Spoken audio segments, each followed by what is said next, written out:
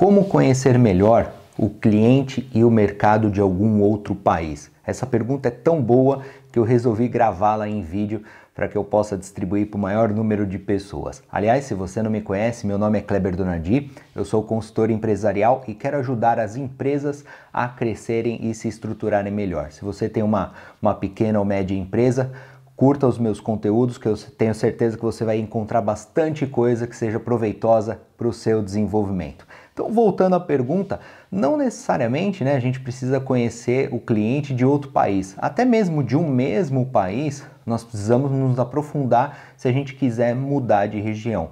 Porque existem muitas especificidades, culturais de acordo com a região. Até mesmo no Brasil, a gente teve alguns cases com grandes marcas que não fizeram algumas pesquisas prévias assim e cometeram algumas gafes muito grandes, No Brasil tem umas diferenças assim bem interessantes, No lugar paçoca é uma coisa, no outro é outra diferente. Então, até mesmo de regiões de um mesmo país, a gente precisa pesquisar.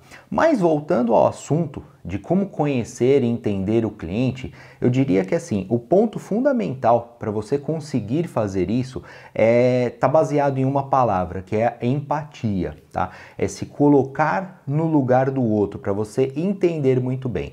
Só que a empatia, ela está sendo super utilizada, essa palavra está sendo cada vez mais utilizada, mas a gente precisa entendê-la a fundo para saber como utilizar. Uma primeira coisa que você precisa para começar a utilizar a empatia, que eu acho que é a parte mais difícil, é se livrar dos seus julgamentos, dos seus conceitos e preconceitos.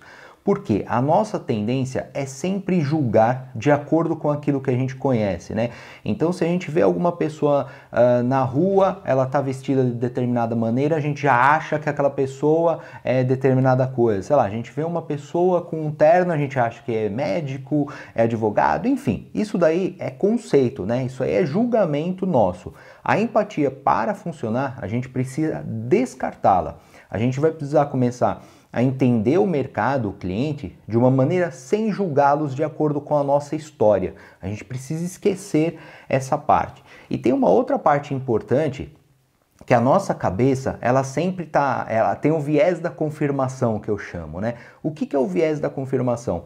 Quando a gente coloca um julgamento na cabeça, por exemplo, o paulista é um povo que age de determinada maneira. Sempre quando a gente coloca esse julgamento na nossa cabeça, a gente vai encontrar exemplos para justificar aquilo que a gente acha. Não sei se você já percebeu, mas quando você começa a falar, por exemplo, de um carro, parece que todos os carros são daquela determinada marca que você considera, Isso é um pouco do viés da confirmação, que você fala assim, tá vendo, eu falei para você que determinada pessoa agiria assim. Então isso daí precisa limpar da nossa mente, porque não pode mais acontecer. Depois, o que a gente precisa? A gente precisa ter uma metodologia para fazer isso, E a metodologia, ela se baseia em 3 pilares fundamentais. Quais são esses pilares? Ver, ouvir e sentir, tá? São 3 pilares para a gente conseguir fazer uma pesquisa, é uma pesquisa etnográfica, que é você mergulhar no comportamento daquelas pessoas. O ideal é que você consiga, por exemplo, se você vai abrir algum negócio em outro país, o ideal é que você consiga conviver com esse país, ou viver o máximo de tempo possível ali fazendo essa pesquisa, porque só vivendo na prática é que você consegue ter mais informações profundas daquele mercado, Vamos pegar o exemplo, por exemplo, dos cientistas, Como é que eles avaliam o comportamento de alguns animais? Eles fazem uma imersão, Muitos cientistas vão para a floresta, para a selva, colocam lá uma câmera e ficam anos estudando aquele comportamento dos animais, Ficam estudando ali cada minuto do que eles fazem. Isso é o que a gente também tem que fazer na prática para entender o mercado e o cliente. Então, o primeiro ponto é ver. O que você vai fazer? Você vai pegar, escolher lá a região que você quer abrir, atuar, você vai ver como é que as pessoas se portam, né?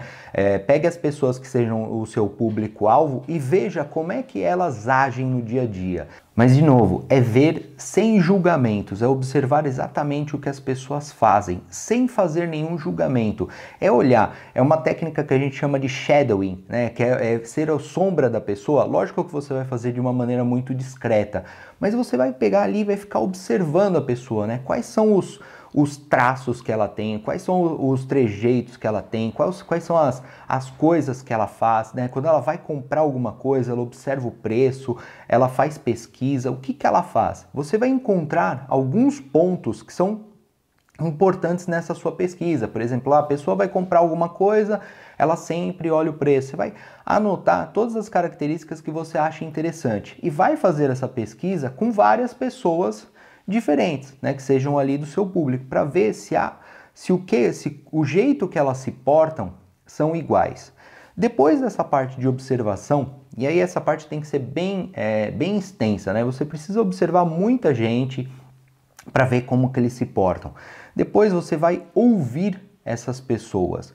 E aí é uma parte também, é uma outra parte interessante, porque assim, muita gente acha que ouvir é fazer um questionário, sim ou não, entrega o questionário e aí de novo, né? Lembra do viés da confirmação? É aquela coisa, faz o questionário de acordo com as respostas que pretende ouvir. E de novo, essa pesquisa, quando a gente fala de uma pesquisa profunda com o uso da empatia, não é fazer questionários de respostas sim e não. São questionários mais elaborados, com perguntas abertas, né? Que comecem com como, o que, qual. Então você vai entender o comportamento das pessoas, né? Você quer se aprofundar no comportamento dessas pessoas para você depois, no futuro, conseguir se relacionar como se fosse uma delas, para poder oferecer o seu produto ou serviço. Então é tentar fazer perguntas, por exemplo, qual que é a sua percepção sobre determinada coisa? O que você acha desse mercado? E aí tentar desenvolver um diálogo com a pessoa. A melhor pesquisa para se ouvir, né, o melhor questionário é aquele que se torna uma conversa. Eu diria até, tem aquela frase, né, que o poder não está na resposta, o poder está na pergunta. Quanto mais perguntas elaboradas você tiver para entender esse comportamento, melhor. E cada vez que você vai fazendo esse questionário com as pessoas, você vai comparando com o que você observou. Porque tem uma coisa que é interessante, que assim, nem sempre as pessoas fazem o que elas dizem que faz, né? Eu mesmo já participei, quando eu fiz a minha formação em Design Thinking, a gente fez vários projetos assim, fomos para campo e encontramos vários cases assim desse tipo, né? As pessoas às vezes falam, eu vou em determinado supermercado porque ele é mais barato. E quando a gente ia para a prática, para comparar, a gente percebia que aquele mercado que ele achava que era mais barato não era. Então, quer dizer, o que a pessoa fala nem sempre condiz com o que ela faz. Então, são essas incongruências, né, essas diferenças que você vai relacionando e vai anotando tudo na sua pesquisa. Por fim, é o sentir. O que é o sentir? Imagine que você está dentro da pele dessa pessoa. Quanto mais pessoas você conversou, quanto mais pessoas você entendeu, né, teve amizade, teve relacionamento, você consegue se colocar no lugar dessa pessoa. E aí, novamente, né, retirando o julgamento, faça como se você fosse essa pessoa, né? Se você tivesse nascido nesta família, com esta história, porque uma coisa é a gente ter a nossa história, a gente nascer na nossa casa, ter a nossa criação, o nosso pai, a nossa mãe, aí a gente tem todos aqueles julgamentos e os preconceitos que a gente foi estabelecendo quando foi crescendo. Agora, e aquela pessoa que nasceu naquela família, né? Imagina que o seu pai nunca fez determinada coisa para você, e aquela pessoa que o pai fez aquilo para ela, como é que ela se sente? Com todas essas informações, aí sim você vai conseguir ter mais base para fundamentar como que aquele mercado, como que aquele cliente, ele age.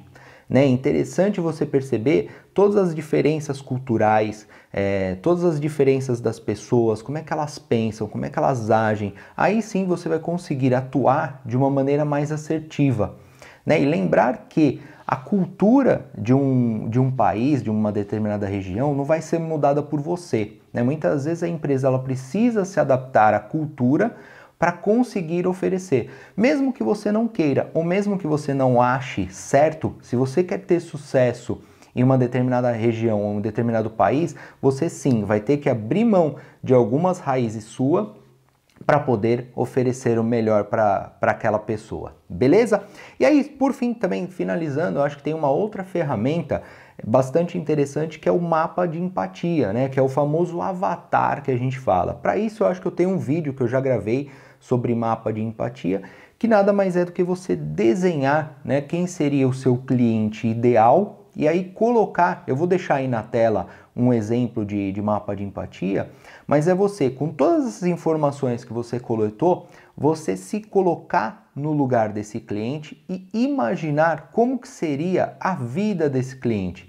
Porque só assim você consegue estruturar algo que seja relevante para ele. Lembrando sempre, né? Quem manda é o cliente, né? A gente nunca vai sair empurrando coisa para ele. Ele vai comprar pelas razões dele, ele vai fazer os negócios pelas razões dele e a gente precisa entendê-lo para poder servir melhor. Beleza? Eu espero que essa pergunta tenha sido respondida, tenha gostado. Se tiver alguma dúvida, escreva aí nos comentários, mande uma mensagem direta para mim que eu terei o maior prazer em responder todas elas. Espero ter ajudado, até a próxima, até lá!